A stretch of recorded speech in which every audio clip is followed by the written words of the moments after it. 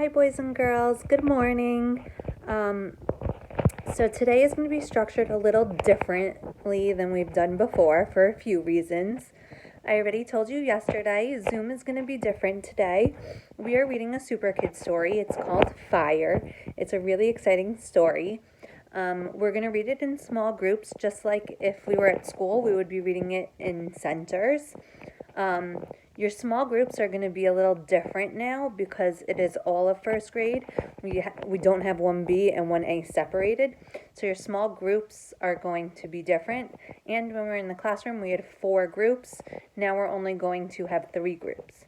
So your reading groups are not going to be like the elephants and the giraffes and the monkeys and the lions like we had in the classroom. Your groups will be different. So the people in your group will be similar to who you had in the classroom, but not exactly the same. But it'll still be a lot less kids in your group than if it was the whole first grade in one Zoom. So when you go into Zoom, it's going to be just your reading group. It's not going to be all of first grade. And you're going to read the story and you're going to answer the questions that your teacher asks you, depending on who you're with.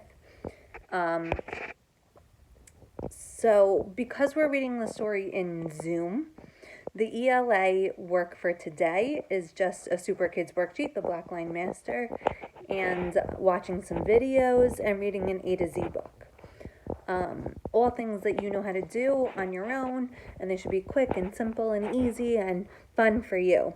And just like in school, if you circle the correct word on the Black Line Master and then you decide that you have some extra time and you want to make it look nice, you can feel free to color in the pictures, because I know a lot of you in school loved, if you finished early, to color in those pictures. So feel free to do that at home too. You should take pride in your work just like we do in class. You don't have to color it in. It's totally your choice. But if you want to, go for it. For writing, we are going to write a letter to a firefighter, to firefighters, thanking them for all that they do. You can probably guess without even reading the story, just knowing that it's called Fire, why we are writing a letter to firefighters. Yesterday in Zoom, we talked about it a little. Today in Zoom, we're going to talk about it more. I want you to at least start writing your letter on your own during writing time. Write as much as you can, and then we will go over it during Zoom number 2, during the second Zoom. So you should bring your writing to the second Zoom. So the first Zoom, we will be reading. The second Zoom, we will be working on the writing. So for Zoom 2, you're bringing the letter that you have already written. We talked about how when we write a letter, we start with the heading. We write Dear, D-E-A-R, the person you're writing it to. In this case, you don't know the person, so you can decide who you want to address it to. You can write Dear Firefighter. You can make up a name. It's up to you. But then remember, we always do a comma after the name. And then we write what's called the body of the letter. We've talked about this. The body is the sentences that you're going to say. Remember, we're thanking them for all that they do. You want to be very specific. Why are we saying thank you? What do they do that you're saying thank you for?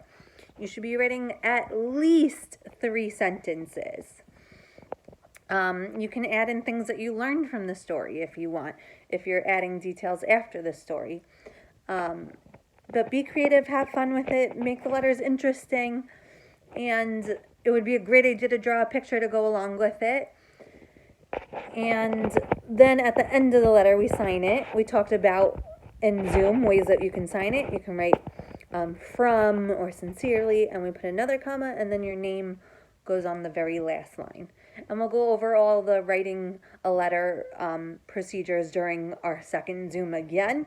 That was just some reminders to help you as you try to get started with your letter.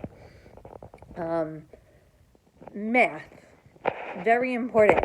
There is no math time slot on the schedule, so you can find a time for math that works best for you. I purposely made the ELA work a shorter assignment, so if you have extra time after the ELA work, then you can start working on math then.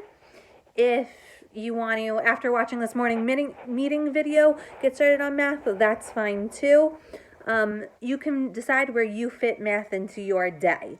I try to make all the other subject areas a little shorter so you can fit it into any one of those blocks, because I'm moving writing into the math block. So you do what works best for you and what mom and dad say works best. So that is reading, writing, and math. I think that is it. I hope you have a great day.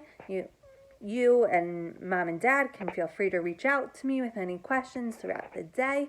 And I look forward to seeing some of you during our first Zoom and all of you during our afternoon Zoom. Have a great day.